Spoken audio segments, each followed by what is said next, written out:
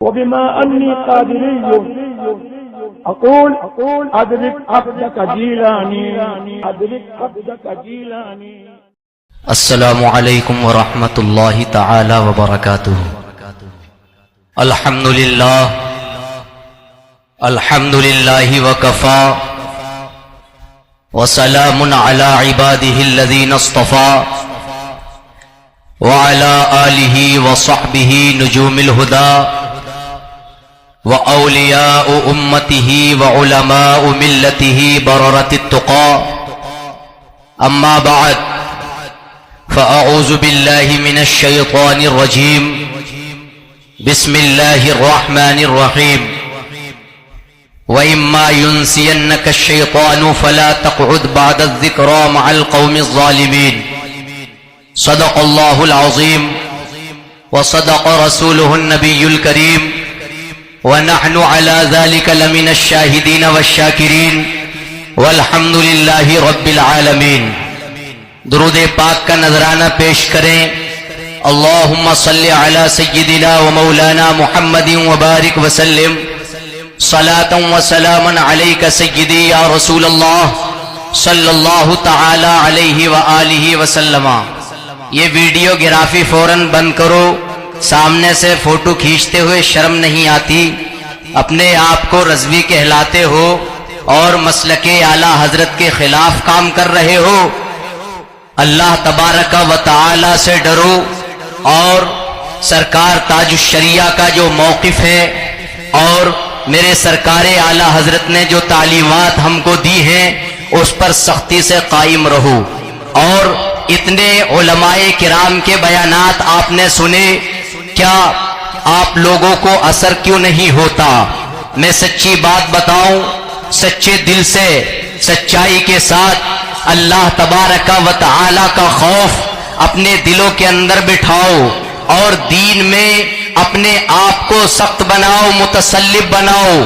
اس لیے کہ آج جس امام کا عرس پاک ہم منا رہے ہیں، جس مجدد کے عرس پاک کی تقریب میں ہم حاضر ہو کر سعادت حاصل کر رہے ہیں، میں کچھ بھی نہیں، بڑے بڑے علماء کرام کی زبانی آپ نے سنا اور انشاءاللہ اپنے اکابرین کی زبانی بھی سنیں گے کہ پوری زندگی، پوری حیات میرے امام نے اگر زندگی گزاری ہے تو دین متین کی خدمت میں گزاری ہے. آپ نے علماء کرام کی زبانی سنا اور کتابوں میں بھی پڑھا ہوگا کہ میرے امام نے پوری زندگی رد بد مذہبہ کے اندر گزاری، بد مذہبوں کا رد کیا، باطل فرقوں کا رد کیا. اور کیوں نہ ہو، اس لیے کہ قرآن کریم کے اندر بھی اللہ تبارک و تعالی نے ارشاد فرمایا وَإِمَّا يُنْسِيَنَّكَ الشَّيْطَانُ فَلَا تَقْعُدْ بَعْدَ الذِّكْرَى مَعَ الْقَوْمِ الظَّالِمِينَ. اللہ تبارک و تعالی ارشاد فرماتا ہے اگر شیطان تجھے بھلا دے تو یاد آنے کے بعد ظالمین کے ساتھ مت بیٹھنا.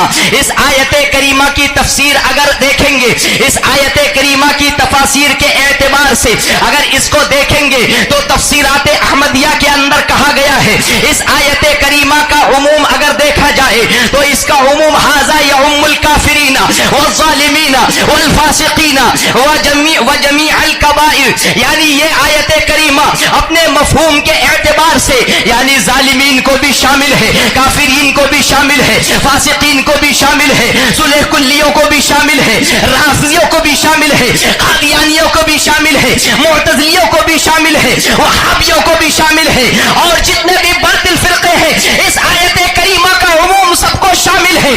مجھے کہہ لینے دیا جائے، آیت کریمہ نے صاف صاف بتلا دیا کہ دنیا کے اندر بسنے والے لوگوں اگر اپنے ایمان اور عقیدہ کی حفاظت کرنا ہے تو قرآن کریم کی اس آیت کریمہ کے مفہوم کو دیکھنا ہوگا اور اسی کے مطابق عمل کرنا ہوگا.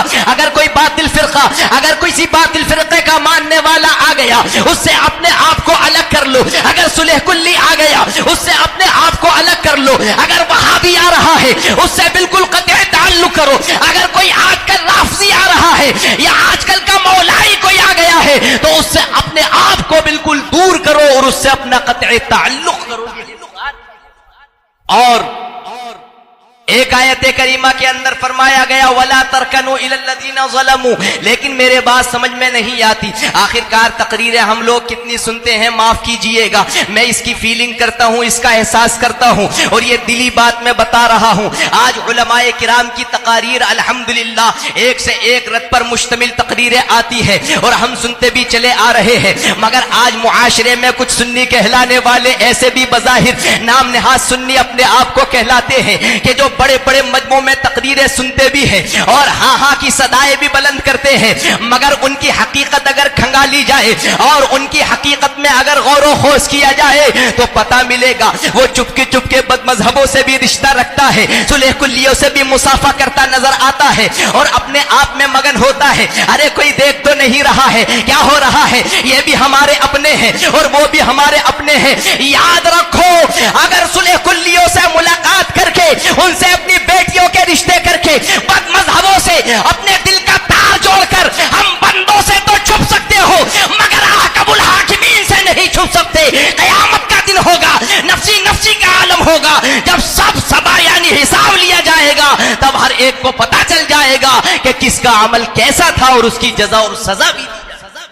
قرآن کریم نے کہا، المختصر میں یہ بیان کرنا چاہتا ہوں وَلَا تَرْكَنُوا إِلَى الَّذِينَ ظَلَمُوا فَتَمَسَّكُمُ النَّارُ. یہ آیت کریمہ بھی پکار پکار کر کہہ رہی ہے ظالموں کی طرف مائل نہ ہو، اس لیے کہ اگر ظالمین کی طرف مائل ہو گئے فَتَمَسَّكُمُ النَّارُ تو تمہیں آگ چھوئے گی، تمہیں جہنم کی آگ چھوئے گی. مطلب اس کا یہ ہے اگر وہابیوں سے اپنے آپ کو یعنی متعلق کر لیا، اگر نجدیوں سے متعلق کر لیا، اگر صلح کلیوں سے متعلق کر لیا، اگر اپنے عقیدے کے اندر ملاوٹ کرنا شروع کر دی تو قرآن کریم کا اعلان ہے لا ترکنوا الی الذین ظلموا، ظالمین کی طرف میلان کو مت کرو، ان کی طرف جھکو مت. فتمسکم النار، اگر تم جھکو گے تو آگ تم کو چھو لے گی. اور کون سا جہنم؟ میں نے ابھی جلدی میں بیان بھی کیا تھا وہ جہنم جس کے بارے میں قرآن کریم کے اندر بیان کیا گیا لہا سبعۃ ابواب لکل باب منہم جزء مقسوم، اس کے 7 دروازے ہیں اور ہر دروازہ ہر ایک مجرم کے لیے بٹا ہوا ہے.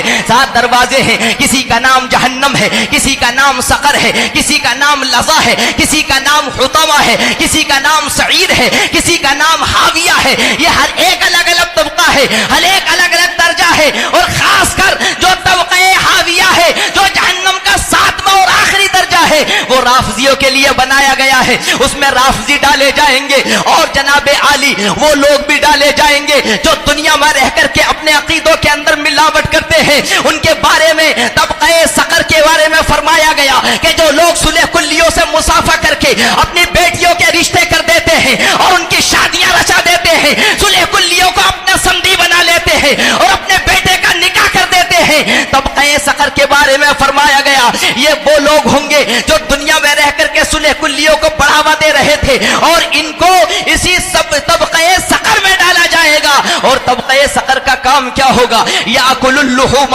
یہ ان کو گوشتوں کو کھا جائے گا، ویاکل العظام، یہ ان کے ہڈیوں کو کھا جائے گا. فیہ الحیات، فیہ العقارب، فیہ السلاسل، فیہ القیود، فیہ الاغلال، اس میں سانپ بھی ہوں گے، اس میں بچھو بھی ہوں گے، اس میں بیڑیاں بھی ہوں گی، اس میں زنجیریں بھی ہوں گی، اس میں بہت سارے طوق ہوں گے. اے صلح کلیوں سے تعلق رکھنے والوں اور اے بد مذہبوں سے تعلق رکھنے والوں، اس طبقے کے بارے میں سوچو اور اس کے عذاب سے ڈرو اور اپنے آپ کو، اپنے عقیدوں کو اسی اعتبار سے صاف و شفاف کرو جو میرے امام اعلیٰ حضرت امام محمد رضا خان نے ہم سب کو بتایا ہے، حضور حجت الاسلام نے بتایا ہے، میرے سرکار مفتی اعظم ہند نے بتایا ہے اور میرے تاج الشریعہ علیہ الرحمت والرضوان نے جو تعلیمات دی ہے انہی پر قائم رہو اور اسی پر مستقیم رہو. انشاءاللہ یہاں بھی کامیاب ہو جاؤ گے اور وہاں بھی کامیاب ہو جاؤ گے. وآخر دعوانا ان الحمدللہ رب العالمین. السلام علیکم ورحمۃ